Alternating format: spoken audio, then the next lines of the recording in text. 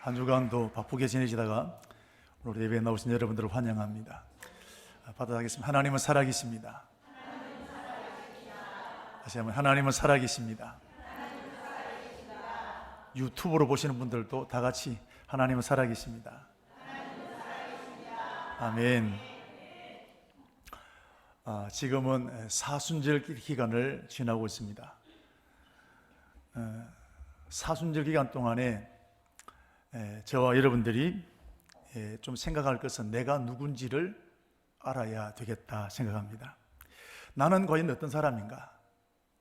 내 직함, 내 명함에 나와 있는 나, 그게 아니라 나 자신, 아무것도 나를 내세울 것 없는 내 본질, 나는 과연 어떤 사람인지를 우리가 알아야 되겠다라는 것입니다. 자, 나는 예수님 없으면 구원받을 수 없는 존재인가? 아니면 나 스스로 어려워질 수 있는 존재인가? 이 질문에 우리가 답을 할 수 있어야 됩니다. 기독교의 핵심은 예수 그리스도십니다. 예수님의 십자가는 핵심 중에 핵심입니다. 그래서 모든 교회당 꼭대기에는 십자가가 있습니다. 그리고 교회하면 십자가, 십자가하면 교회입니다. 왜? 교회는 예수 그리스도를 말하는 곳입니다. 여러분, 십자가가 왜 중요할까요? 여러분, 십자가는 원래 사형틀입니다. 가장 혐오스럽고 무섭고 끔찍한 것이 이 십자가 사형틀인데, 이 십자가가 특별하게 되어지게 된 것은 바로 예수님 때문입니다. 예수님 십자가에 죽으셨기 때문에 여러분, 그때부터 십자가는 예수 믿는 우리들에게 특별한 일이 되어지는 것입니다. 여러분, 오늘 저와 여러분의 죄가 용서받게 되어진 것, 우리의 의로움과 우리의 어떤 뛰어난 능력으로 된 것이 아니라 오직 한 가지, 예수 그리스도의 십자가 때문입니다. 우리의 능력으로는, 우리의 의로움으로는 우리를 조금도 깨끗하게 할 수가 없다는 것입니다. 오직 십자가에 죽으신 예수 그리스도만이 우리를 완전한 죄에서 해방하실 수 있는 줄로 믿습니다. 할렐루야. 이게 기독교의 첫 출발이요 마지막입니다. 그렇다면 오늘 저와 여러분이 우리가 용서받을 죄가 어떤 죄인지를 아는 것이 굉장히 중요합니다. 우리는 죄하면 한꺼번에 묶어서 죄다고 말을 하게 되지만, 제가 세적 공부할 때도 말합니다만은 우리 죄는 두 가지입니다. 성경적이 말하는 죄는 두 가지입니다. 하나는 사람이 짓는 죄예요. 살인, 강도, 사기, 도둑질, 거짓말, 큰 죄부터 작은 죄에 이르기까지 사람이 짓는 죄를 말하는 것입니다. 그러나 이것보다 더 심각한 것은 근본적인 죄가 있습니다. 이런 근본적인 죄가 뭔지를 알기 위해서는 제가 한 가지 질문을 던지도록 하겠습니다. 여러분, 우리가 거짓말이나 강도나 또는 유괴나 살인 같은 죄를 지었기 때문에 죄인일까요? 아니면 죄인이기 때문에 죄를 지을까요? 대답 안 하는 사람은?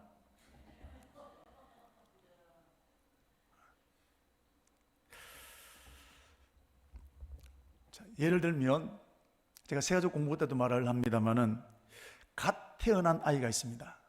얘는 죄를 알까요, 모를까요? 전혀 모릅니다. 그런데 이런 아이들만 따로 모아서 어떤 도시를 만들어서 살도록 하면 얘네들은 전혀 죄 없이 살겠지요? 아니, 죄를 모르는데 걔들은 안 싸우겠지요? 거짓말 안 하겠지요? 사기 안 치겠지요? 죄 근처도 가지 않았는데 사기치고 거짓말하고, 왜 그럴까요? 그 안에 뿌리가 죄를 가지고 태어났다는 것입니다. 다시 질문합니다. 죄를 지어서 죄인일까요? 죄인이기 때문에 죄를 지을까요? 여러분, 오늘 우리 모두에게는 죄의 피, 죄의 DNA가 흐르고 있습니다. 그러면 지금은 죄를 짓지 않았지만 그런 상황이 닥치게 되면 나도 모르게 강도짓 하게 되고 나도 그런 죄를 지을 수 있다는 것입니다. 우리 레오나르도 다빈치가 지었던 그 최후의 만찬이라는 우리 성화가 있습니다. 예수님이 마지막 십자가 지시기 전에 제자들과 함께 식사하셨던 그것을 그림으로 남긴 것인데 7년에 걸쳐 이 그림을 완성했다고 합니다. 그런데 제일 어려운 게 뭐냐면 모델을 어떤 사람으로 세울까? 예수님의 모델을 누가 하고 베드로 모델을 누구를 할 것인지 그 캐릭터에 맞는 인물이 나와야 되지 않겠습니까? 상상 속으로 못 그리니까. 그래서 이제 예수님의 모델을 찾는데 교회와 여러 곳에 찾아다니면서 모델 되는 사람을 찾았는데 젊은 청년 하나 찾았습니다. 참 신실하고 정말 예수 잘 믿는, 어디를 내놓아도 이 청년은 괜찮은, 그 청년을 모델로 예수님을 그렸습니다. 그리고 베드로, 야고보, 요한 쭉 6년에 걸쳐서 이 제자들의 얼굴을 다 그에 맞게끔 그렸습니다. 다 그렸는데 12제자 중에 딱 한 사람을 못 그렸습니다. 누굴까요? 누구? 가룟 유다입니다. 이 가룟 유다에 딱 맞는 사람을 찾아내기가 너무너무 어려운 거예요. 그래서 어디로 가면 될까요? 그래서 전국에 있는 감옥을 다 뒤져보고 악하다는 사람 찾아가 보기도 하고, 그런데 이 작가의 마음속에 가룟 유다다라는 사람이 잘 안 보이는 겁니다. 근데 어느 날 어떤 교도소로 연락이 왔는데 사형 선고를 받았던 이제 사형 수했다는 겁니다. 정말 딱 가보니까 자기 마음속에 그리고 있는 가룟 유다와 똑같은 사람인 거예요. 그래서 이제 스케치를 하고 그림을 몇 번에 걸쳐서 완성하게 되었습니다. 근데 그림을 다 그리고 난 다음에 그 청년이 말을 합니다. 7년 전에 혹시 저를 보지 않았습니까? 기억 없다 그랬습니다. 7년 전에 선생님께서 저를 모델로 예수님을 그리셨습니다. 제가 그 사람입니다. 자, 여러분, 이렇게 해서 가룟 유다의 그림까지 완성이 되어졌습니다. 7년 전에 이 청년은 자기가 가룟 유다처럼 될 것이라고 생각했습니까? 그리 꿈에도 생각하지 않았던 것입니다. 그러므로 근본적인 죄의 DNA를 가지고 있기 때문에 상황이 떨어지게 되니까 그런 죄를 짓게 되는 거예요. 저희 노예 안에 조금 교회가 시끄러운 교회가 있는데 목사님이 은퇴를 하게 됐는데 퇴직금 문제로 교회가 홍역을 앓고 있습니다. 그래서 노회에서 저보고 이제 위원장이 좀 되어 있어서 제가 만나보니까 목사인 제가 봐도 목사님이 잘못하셨어요. 교인도 없고 이제 교회 땅을 팔아서 뭐 일을 해달라고 하는데 이런 퇴직금 주려고 교회 땅 팔으면 되겠습니까?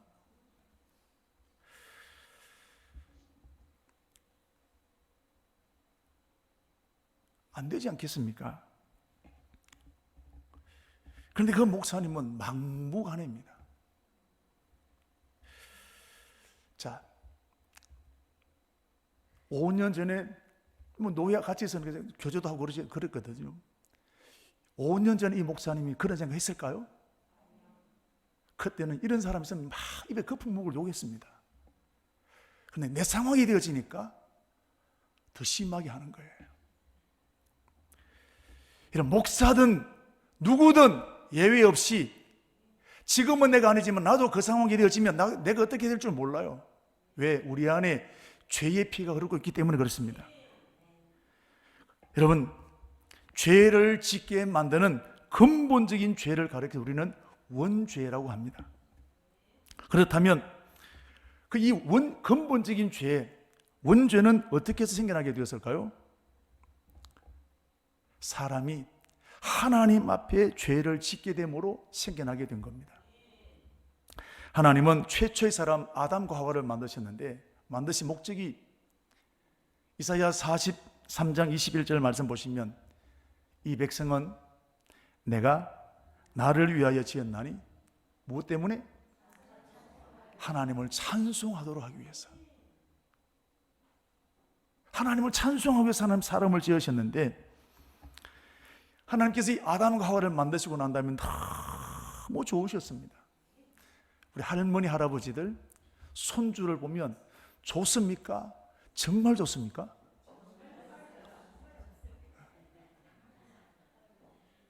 보는 것만으로도 좋지 않습니까?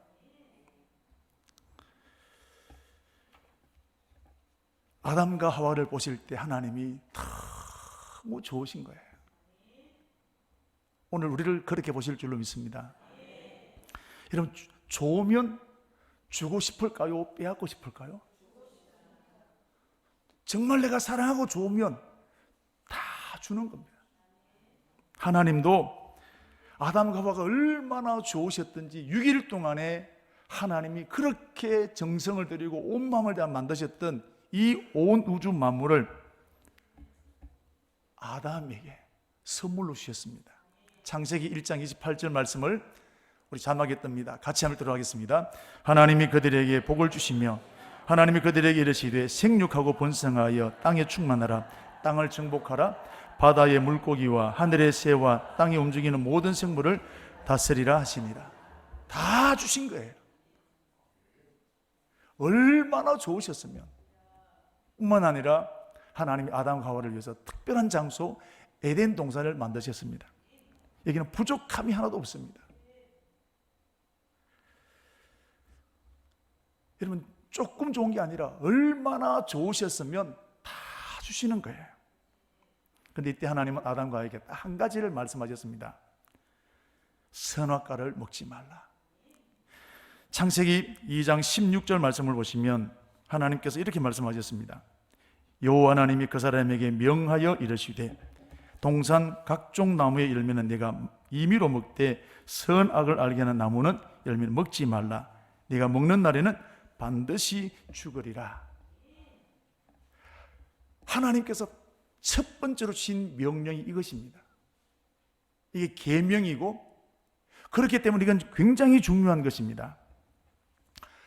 그렇다면 하나님은 왜 선악과를 먹지 말라고 하셨을까요? 이것은 하나님과 사람을, 여러분, 사람이 하나님을 인정하는 선이 뭐냐? 이게 선악과입니다. 여러분, 사람과 사람 사이에도 지켜야 될 선이 있습니다. 가장 가까운 부부 사이는 선이 없을까요? 있을까요?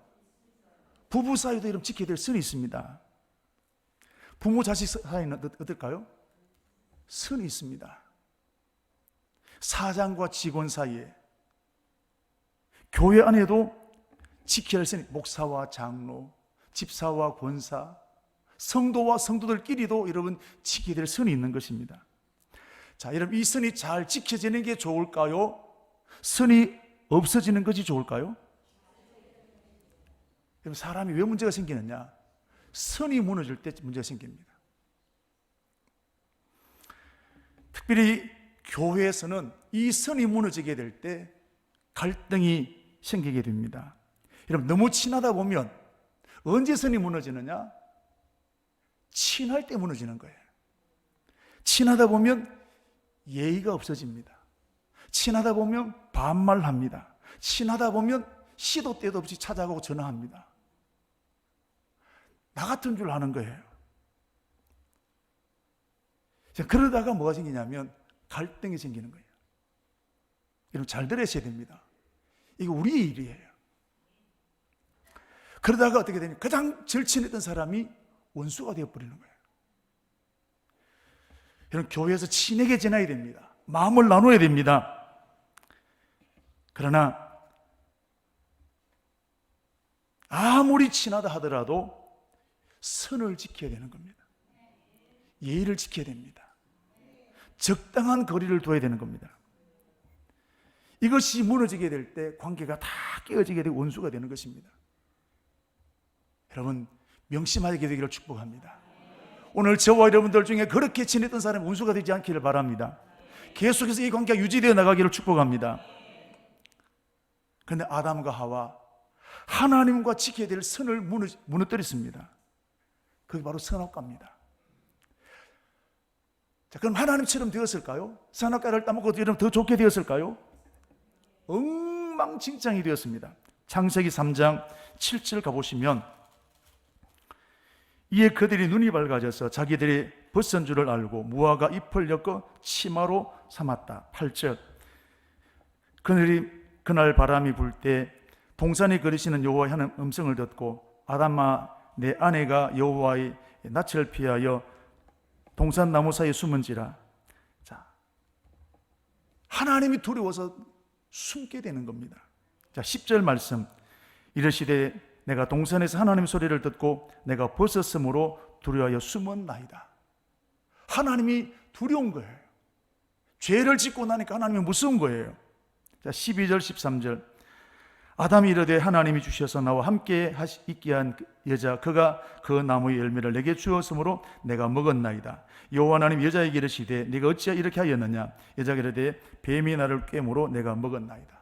다 책임 충고하는 겁니다. 내가 아니라 저 사람 때문이고, 내가 아니라 장로님 때문이고, 내가 아니라 구역장 때문이고, 내가 아니라 저분 때문이라는 겁니다.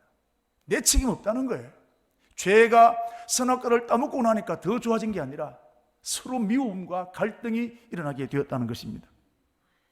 그렇다면 아담과 하와가 선악과를 따먹은 이유가 뭘까요? 호기심 때문일까요? 3장 5절 말씀을 보시면, 너희가 그것을 먹는 날에는 너희 눈이 밝아져 하나님과 같이 되리라 되어 선악을 알게 하는 줄 아심이라. 그리고 난 다음에 따먹었다는 겁니다. 무엇 때문에? 하나님과 같이 되고 싶은 마음에. 이것은 하나님을 대적하는 거예요. 자식이 부모를 대적하면 부자관계를 끊는 것입니다. 신하가 왕을 대적하는 것은 반란을 일으키는 것입니다. 그래서 이런 사람들은 최고의 벌로 다스리는 겁니다. 3족을 멸하고 9족을 멸하게 되는 벌이 이럴 때 나오게 되는 것입니다. 아담과 하와가 선악과를 따먹게 되므로 하나님과 원수가 되어버렸습니다. 하나님께서 천지를 창조하시 그 모든 것을 선물로 주실 만큼 다 주셨음에도 불구하고 이제는 그만큼 특별했던 그 아담과 하나님 사이가 원수가 되고 말았습니다. 골로새서 1장 21절 말씀 보시면, 전에 악한 행실로 마음으로 원수가 되었던 너희라 그랬습니다. 악한 행실로 선악과를 따먹은 이것을 가리켜 악한 행실이라고 했습니다. 그래서 하나님 원수가 되었다고 그랬습니다. 오늘 읽었던 3절 말씀에도 본질상 진노의 자식이 되었다고 말하고 있습니다.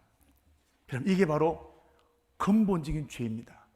이것이 바로 원죄라는 것입니다. 그럼 사람이 이제 이렇게 근본적인 죄, 원죄를 짓게 되게 되었을 때 사람은 죄를 벗어버리게 되지 못하고 죄의 지배를 받게 되는 것입니다. 그래서 창세기 3장 17절부터 19절 말씀을 보시면, 아담에게 이르시되 내가 내 아내의 말을 듣고 내가 네게 먹지 말란 나무의 열매를 먹었은즉 땅은 너로 말미암아 저주를 받고 너는 평생에 수고하여야 그 소산을 먹으리라. 땅이 내게 가시덤불과 은근퀴를 낼 것이라. 내가 그것을 먹을 것은 밭의 채소인즉 내가 흙으로 돌아갈 때까지 얼굴에 땀을 흘려야 먹을 것을 얻으리니 내가 그것에 취함을 입었음이라. 너는 흙이니 흙으로 돌아갈 것이니라 하시니라. 땅이 저주받게 되고, 오늘 여러분 한 주간 동안 우리가 얼마나 열심히 살았습니까? 얼마나 많은 문제가 생겼습니까? 우리는 이와 같이 원죄를 짓고 난 다음에, 이 근본적인 죄가 들어오고 난 다음에 우리는 죄의 굴레에서 벗어날 수가 없게 되었다는 것입니다. 그리고 더 심각한 것은 이 죄가 내게서 끝나는 것이 아니라 유전이 된다는 사실입니다.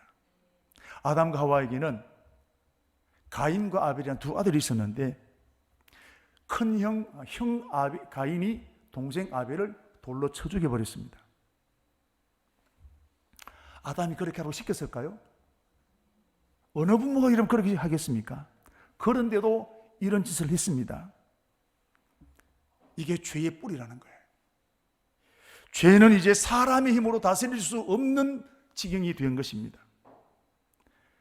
그리고 그 죄는 그 죄를 머물러 있는 것이 아니라 그 죄는 자라게 된다는 것입니다. 가인을 보십시오. 하나님 앞에 제사를 드리는데 자신의 제사를 받지 않은 것 때문에 화가 났습니다. 시기심이 생겼습니다. 그 시기심으로 머물러 있는 것이 아니라 분노가 생겼습니다. 그 동생을 죽여버리게 된 것입니다. 그래서 야고보서 1장 15절, 욕심이 잉태한 적 죄를 낳고 죄가 장성한 적 사망을 낳는다. 자꾸 자란다는 거예요. 여러분, 이렇게 되면 근본적인 죄, 원죄를 짓게 되니까 거기서부터 거짓말이, 강도가, 사건이, 살인이, 갖가지 일들이 여러분 죄를 짓게 되는 것입니다. 여러분, 죄를 지었기 때문에 죄인이 아니라 죄인이기 때문에 죄를 짓게 되는 것입니다. 자, 그럼 질문 한 가지 합니다. 다시. 여러분, 예수 믿는 사람들 중에 예수 믿는 우리보다 양심적이고 도덕적인 사람이 있을까요, 없을까요? 저분은 법 없어도 살 수 있겠다는 사람이 있단 말이죠. 수십 년 동안 도를 닦고 죄와 거리가 먼 사람이 있습니다. 이 사람은 근본적인 죄가 해결될까요? 착하게 사는데 이런 사람 천국 갈 수 있을까요? 그래서 이런 기독교를 독선이라고 말을 합니다. 저것만 간단 말이죠. 여러분, 죄라는 것은, 원죄라는 것은 고행을 하거나 수행을 하거나 도를 닦거나 착하게 산다고 해서 이 원죄가 해결되는 것은 아니라는 것입니다. 여러분, 성철 스님을 아시잖아요. 10년 동안 말 한마디 하지 않고 여러분 수행을 했습니다. 8년 동안 눕지 않고 앉아서 여러분 수행을 했습니다. 잠도 그렇게 잤습니다. 이분이 마지막 세상을 떠나게, 그러면 죄가 해결되어질까요? 근데 이분이 떠날 때 내 죄가 수미산보다도 더 높다 그랬습니다. 아무리 수행을 한다 하더라도 여러분 원죄가 해결되어지는 건 아니라는 것입니다. 여러분, 티벳에 가면 티벳 불교가 있는데 오체투지가 있습니다. 세 발 가고 한 발 엎드리는데 그때 머리가, 양 팔꿈치가, 양 무릎이 땅에 대야 되는 겁니다. 이게 오체투지입니다. 세 번 가고 3보 1배라 그럽니다. 여러분, 그렇게 하면 죄가 용서받을까요? 이런 종교들이 많이 있습니다. 다 그렇게 하는 겁니다.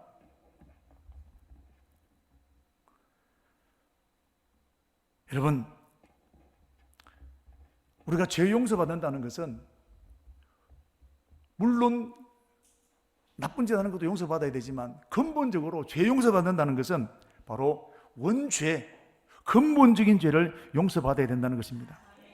이거 받아야 나머지 죄가 여러분 용서가 되는 겁니다. 이런 병을 치료하게 될 때도 근본적인 것을 치료해야 됩니다. 뿌리를 잘라내야 됩니다. 그거 하지 않으면 또다시 여러분 생기는 거예요. 제 아내가 많이 아팠습니다. 종합병원인데 간출혈이 몇 년 있었지 않습니까? 처음에는 원인도 몰랐습니다. 그런데 여러분, 때 되면 터지는 겁니다. 응급처치를 하고 왔는데 근본적인 치료가 안 되니까 또 터지는 거예요. 그래서 여러분, 이것을 잡아내니까 지금까지 한 번도 터지지 않고 잘 지내고 있습니다. 자, 무슨 말씀이냐? 죄도 마찬가지입니다. 근본적인 죄, 원죄를 용서받아야 되는 것입니다. 원죄를 용서받지 아니하고 도를 닦거나 참선을 하거나 수행을 하거나 양심적으로 산다고 해서 여러분 죄가 용서받는 것이 아니라는 것입니다. 그건 잠깐 좋아지는 겁니다. 그때 좋아지는 겁니다. 기분이 그렇게 되는 것입니다.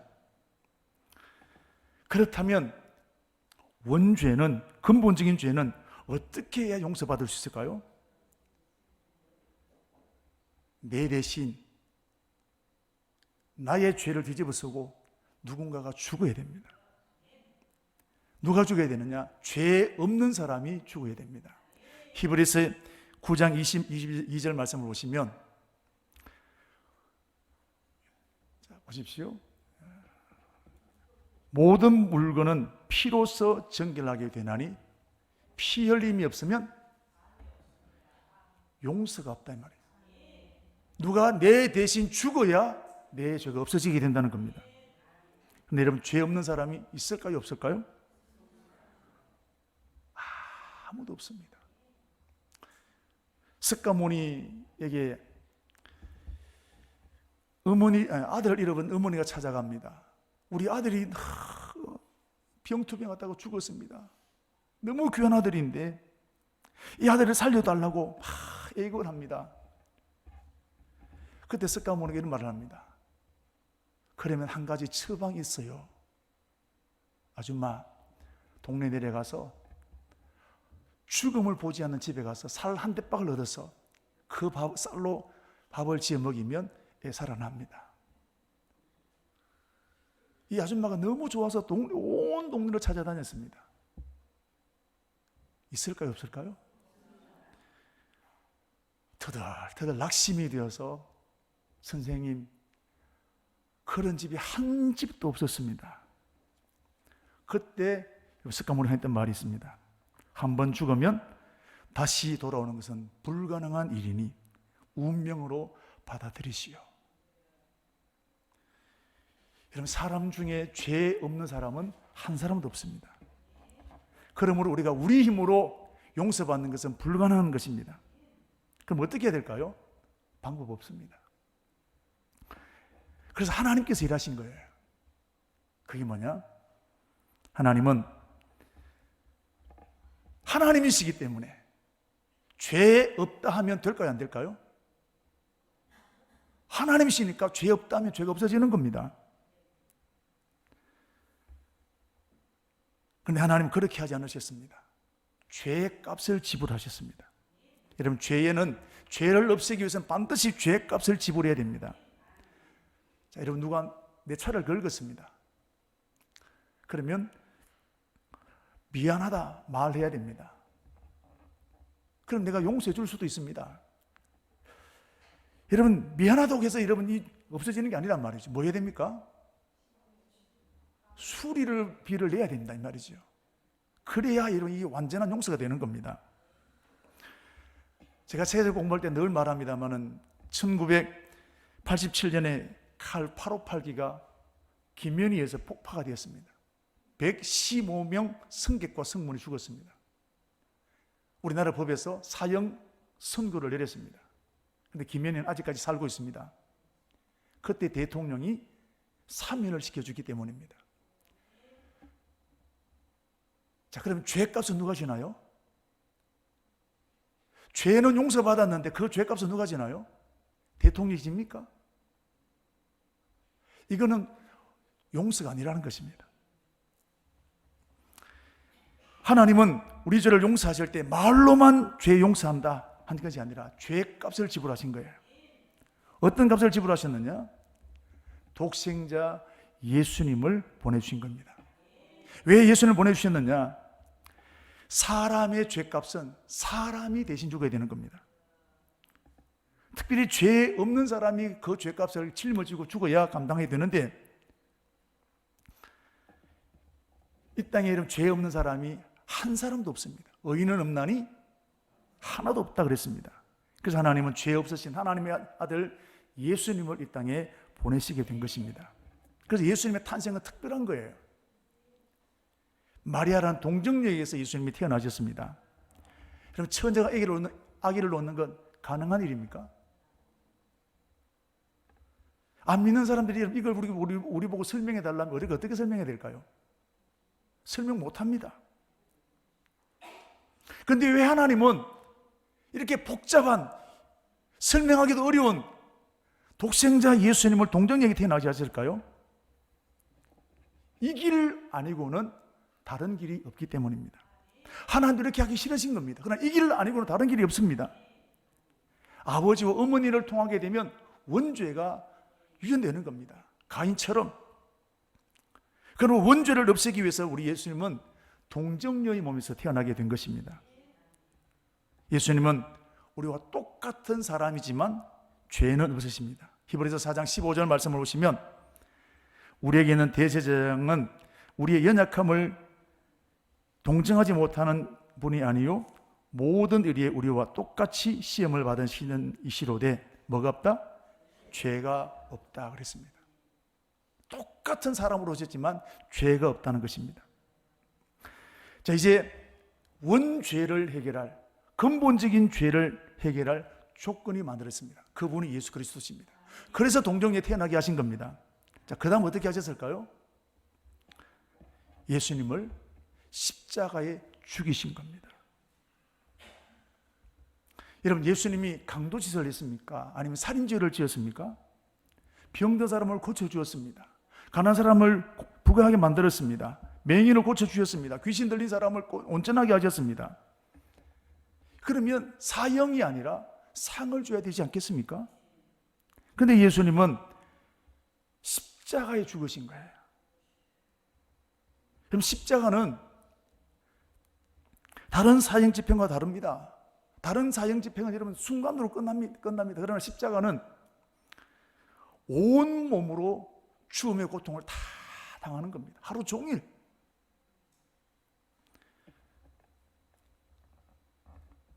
그래서 로마에서는 십자가의 처형을 아무에게나 하지 않습니다.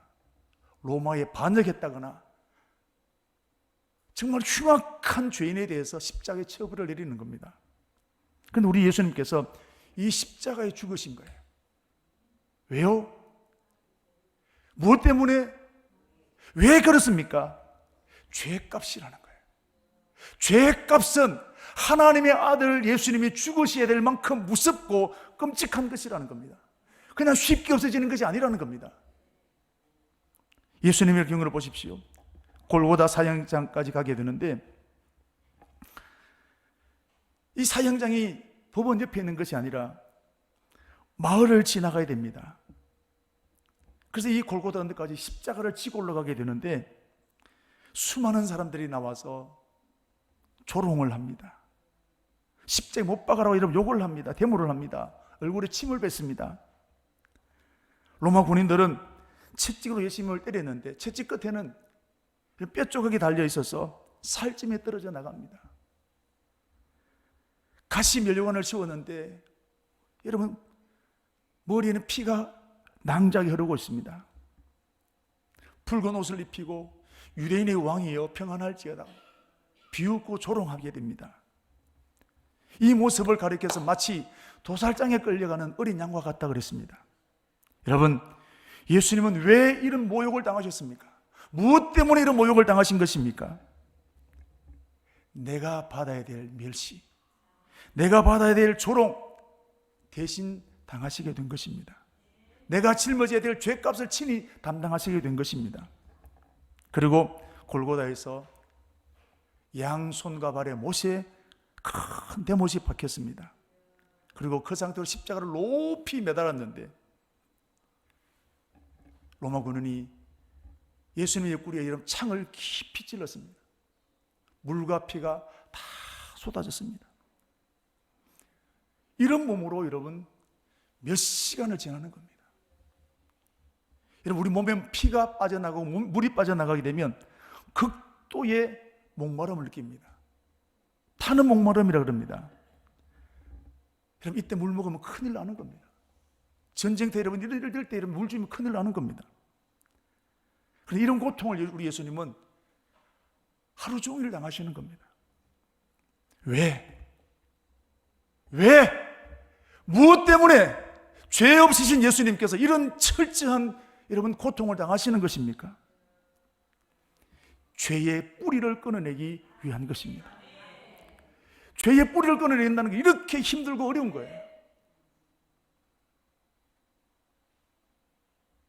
그리고 이런 고통 중에 예수님은 마지막으로 하신 말씀이 다 이루었다 그랬습니다.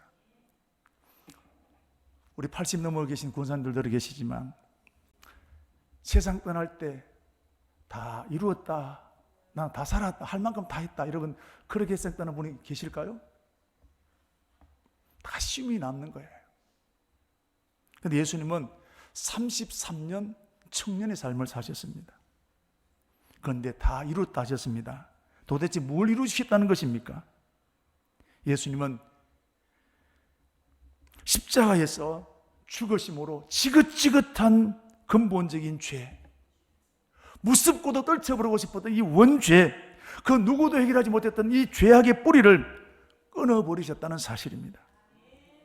그래서 이사야 53장 5절과 6절에 있는 말씀을 보시면 그가 찔림은 우리의 허물 때문이요. 같이 읽겠습니다. 그가 상함은 우리의 죄악 때문이라. 그가 징계를 받음으로 우리는 평화를 누리고 그가 채찍에 맞음으로 우리는 나음을 받았도다. 우리는 다 양 같아서 그릇 행하여 각기 제 길로 갔거늘 여호와께서는 우리 모두의 죄악을 그에게 감당시키셨도다. 그분에게, 예수 그리스도에게 감당시켰다는 것입니다. 그래서 오늘 읽었던 4절 말씀, 5절 말씀 보십시오. 긍휼이 풍성하신 하나님, 우리를 사랑하사 그 큰 사랑을 인하여 허물로 죽은 우리를 그리스도와 함께 살리셨다라는 겁니다. 하나님 이처럼 우리를 사랑하시는 겁니다. 사랑하는 우리 성도 여러분, 하나님은 저와 여러분을 위해서 하실 수 있는 일은 다 하셨습니다. 독생자까지 주셨습니다. 그러므로 이제 우리 하나님은 이 예수를 믿는 사람에게 기억도 아니하시고, 이 예수를 믿는 사람에게 하나님은 죄 사면을 주시고, 그러나 예수를 부정하는 사람에게 심판을 주시는 겁니다. 요한복음 3장 18절 말씀을 보시면 우리 같이 한번 읽도록 하겠습니다. 그를 믿지 아니하는 자는, 믿는 자는